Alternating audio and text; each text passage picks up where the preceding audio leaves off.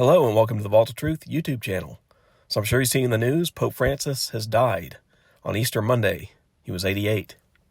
And you know, it's interesting that God would choose this time of Easter to take this man's life.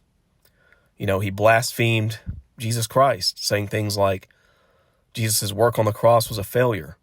And things like, you know, a relationship with Jesus is dangerous. So God decided he would take this guy's life right around the time of Christ's biggest victory to kind of make an example out of this. It's also interesting that he was age 88 when this happened. You know, the number 88 is very important to the Illuminati. It represents this dimension, the Tesseract, the hypercube, with one cube nested inside another one, each having 8 corners. So now with the passing of this pope, he was the last pope. And now the next individual will be the Antichrist. And of course, the individual I'm referring to is Pope Leo the 14th. He was elected on May 8th and is 69 years old. His real name is Robert Francis Prevost. And it just so happens that this man fulfills biblical prophecy. So now let's look at the biblical meaning for the word Leo. So you've got the constellation Leo, which means lion. And then in the Bible, you've got the Lion of Judah. And that represents Jesus Christ. So of course the Antichrist would come posing as Christ, and his name would mean Jesus Christ. So this is a perfect fitting name for the Antichrist. Okay, so now let's look at the biblical meaning of the name Robert. So you've got a Germanic root, hrad, which means fame, and another Germanic root, barat, which means bright. So it means bright fame or shining with glory. That is also a mockery of Christ because Jesus Christ will return as a bright light in the sky and will be shining with glory. So again, perfect name for the Antichrist. So now let's look at his last name, Prevost. The closest word I could find to that is provost. And in the Roman Catholic Church, the provost is the person who's in charge of the administration of a cathedral.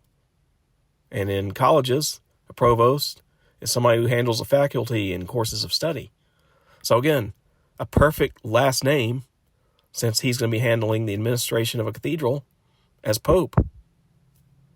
It's almost like he was born for this, isn't it? Now, where do you think this guy's from? That's right, Chicago. He grew up in a Chicago suburb, and during school, his classmates recognized him as just a godly person.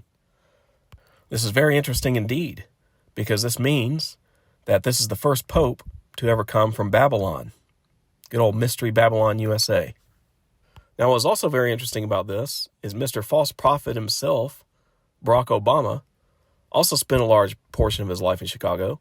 He was a community organizer, practiced law there, and he was even a senator for Illinois before he became president. They are also building a Barack Obama Presidential Center in Chicago. That'll have a museum, library, and education project. So I find it extremely interesting that not only do the false prophet and Antichrist both come from Mystery Babylon, but they both come from the same city of Mystery Babylon. So now let's take a look at this chart that's based on Revelation 17:10 and 17:11. So we have the 8 kings of Revelation. The 5 that are fallen include Pius the 11th, Pius the 12th, John the 23rd, Paul the 6th, and John Paul the 1st. Then you have the one that is, and that's John Paul the 2nd. And then you have the one that rules only a short time, and that's Benedict the 16th. Then we come to the 8th king, Pope Francis. Now this chart says, you know, he's a devil from the bottomless pit that's controlled by Satan. Well, I think they all are. I think they're all controlled by Satan, and they're all devils possessed by a devil of some type. And it also says 2013 to the end of the world. Well, we're definitely at the end of this earth age, no doubt about it. We're definitely in the end times. But the Bible verse says, even he is the 8th, and is of the 7, and goeth into perdition. So what this is saying is Pope Francis is going to be just like the ones before him, and they're all going to hell, and they are all evil, and they are all kind of the same spirit. So now I want to turn to the scriptures and what they have to say about the false prophet and the Antichrist. because it's important that people be able to distinguish the two, as a lot of people get those two confused. So let's turn to Revelation 13, and this is the beast out of the sea, which is the Antichrist. The dragon stood on the shore of the sea, and the dragon, of course, is the devil. And I saw a beast coming out of the sea. It had 10 horns and 7 heads, and the 10 horns are 10 rulers of the 10 regions of the New World Order. The 7 heads are the 7 hills of the Vatican, with 10 crowns on its horns. So again, the crowns reference that these are rulers, and on each head a blasphemous name. The beast I saw resembled a leopard. And I've heard some people say that the leopard represents Islam because they are kind of spotted all over the world. They kind of live in pockets here and there all over the place. So it kind of looks like a leopard's, coat. But it had feet like those of a bear. And I'm not exactly sure what the bear would represent here. If anyone has any ideas about this, feel free to put it in the comments.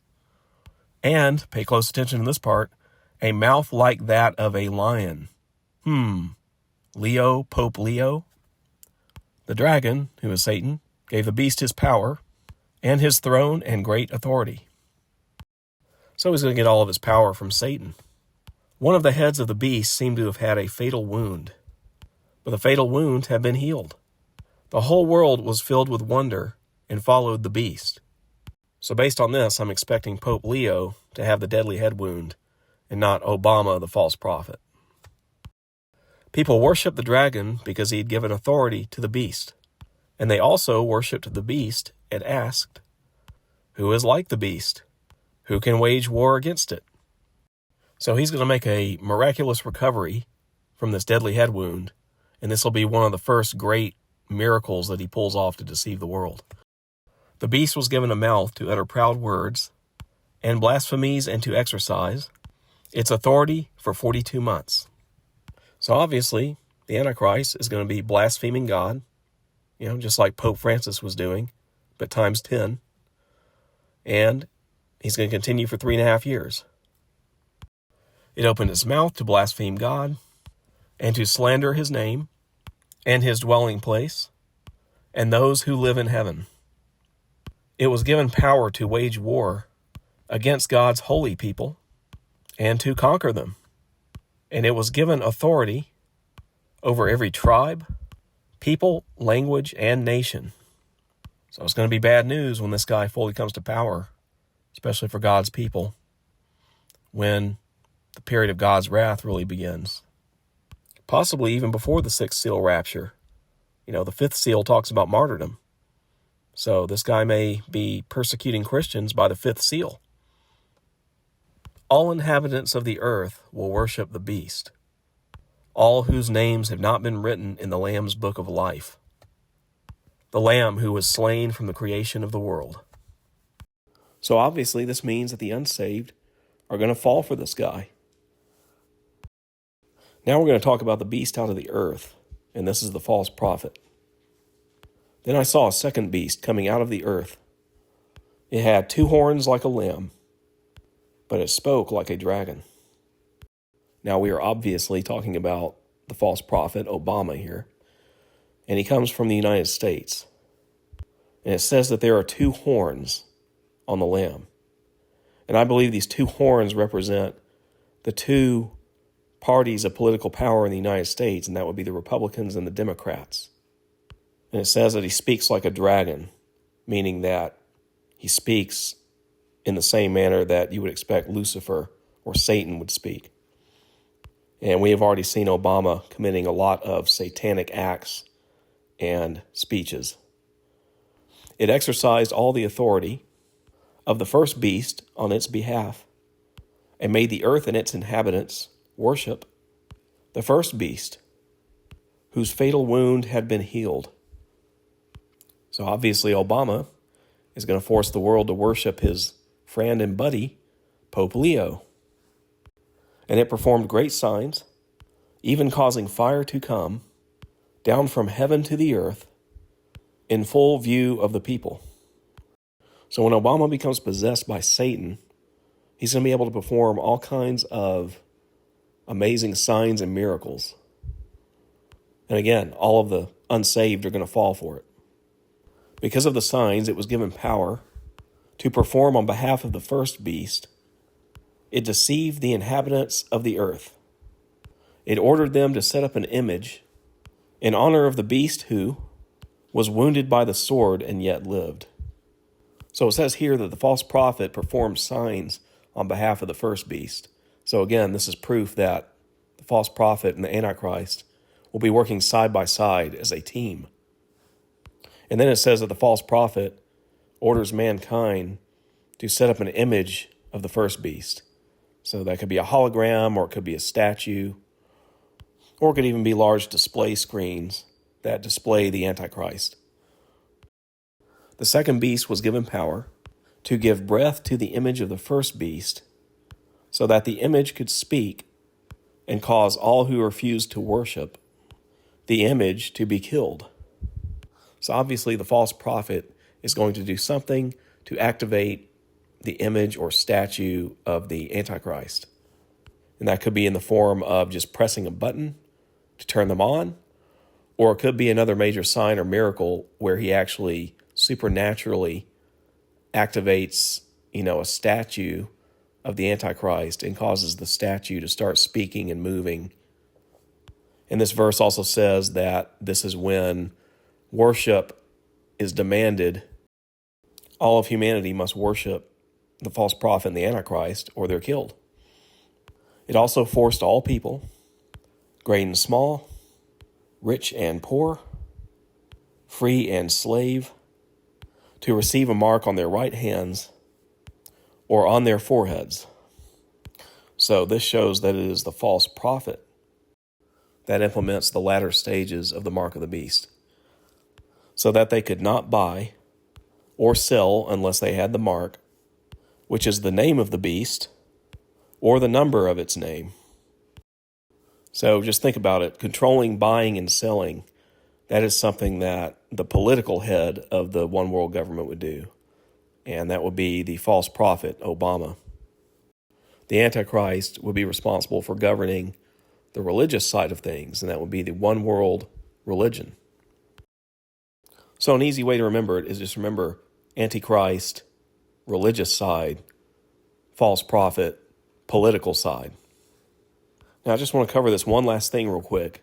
Everything that the TV and media puts out is predictive programming and scripted. There's a reason why Trump said he would like to be the next pope. And you are looking at that reason right here. Remember that Trump supposedly had an assassination attempt, and a bullet grazed his ear.